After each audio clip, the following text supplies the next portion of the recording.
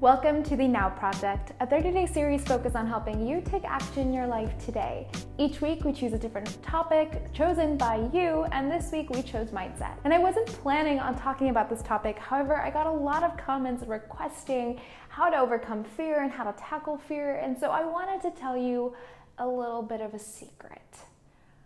I am really, really scared. Yep, that's it.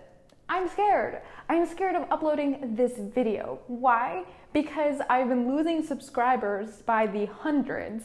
My view count is low, and I'm kind of like thinking, like, is this series going to destroy and sabotage my whole channel or like my whole career? Like, there are so many things and what ifs that kind of tumble inside of your brain, and it's really, really normal. In fact, sometimes I sit in the car and I give myself a lot of pep talks. You can do this, come on, it's gonna be okay. Yep, all right, we got this. Okay, ready? Seriously, there's so many times where I am not super confident or sure, but I still overcome it, because there's two things you can do. You can either run towards your fears or you can run away from your fears. You can take action or you can take inaction, and you can either be afraid of it and let it control you, or be afraid of it and let it motivate you.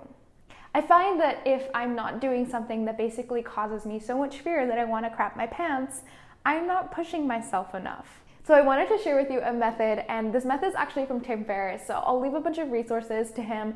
He's the author of The 4-Hour Workweek and a bunch of other books since then, but I read his book back in high school and then have randomly, I think, came across this in an interview of his.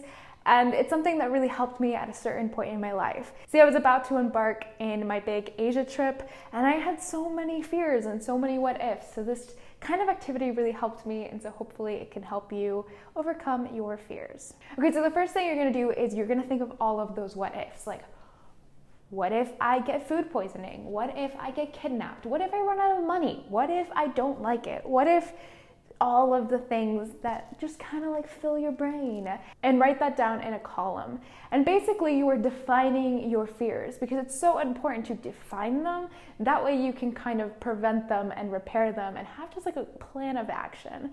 So then the next step, you're going to talk about how can you prevent that. Okay, well, how can I prevent not getting kidnapped? Okay, that might be screening the drivers that I use. That might be staying in safer locations. That might be letting someone know where I am. That might be taking more safety actions to prevent that. Then you think of how can I repair it in the next column of like, okay, well, if something were to happen to me, what do we do?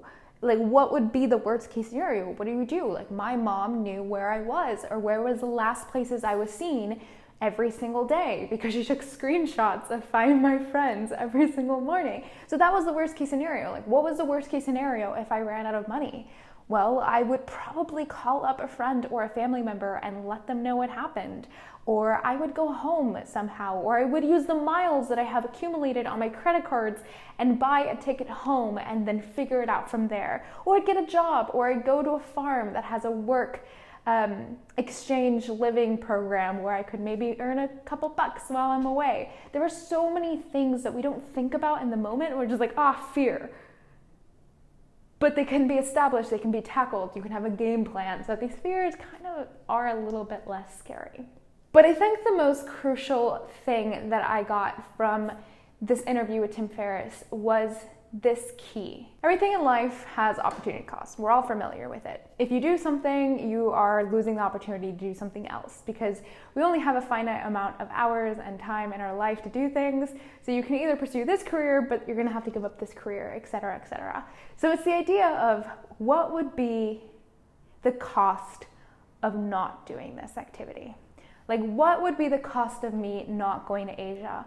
What would that affect my life in 3 months, 6 months, 18 months, 3 years? What would be the cost? So you not starting your own business, like, there are a lot of costs associated to starting your own business, like less security, not working with coworkers, having less mentorships from like managers, no 401k, etc. But what would be the cost of not doing it? Maybe it's your happiness. Maybe it's your overall financial ceiling. Like maybe you can't earn enough in your job and you could as an entrepreneur. Like maybe it's whatever it is that the things would cost you if you didn't take on this dream. So once you figure out those two things, then you have to think to yourself, is there anyone I know that has already done this? Reach out to them, talk to them. Has anyone already gone into professional sports, or has anyone written a book, or has anyone become a mother? Like, what are the things that you're so scared about, and find someone else who's already done it and done it well. And then you can be like, wow, I can do that too. So overall, if I've learned anything, is that you're always going to be scared. Fear is never going to go away. It's just the way you handle fear that we can tackle. Yes, there are people who are quote unquote fearless in some things, but they're still scared of something else. Like they might be scared of opening up their hearts and their love, but they're like really confident in like what you see. I know really successful human beings, and most of them are terrified. Every time they post something, every time they release a book or a video or content or anything, they're kind of scared inside. Because as creators, you always have to be, but you can't let it hold you back. If you guys enjoyed this video and you want to learn more, I recommend checking out these two videos. They're really helpful, as well as checking out Tim Ferriss's full TED Talk, where he talks more in detail about this. For now, don't forget to live sustainably and consciously, and I will see you in my next video.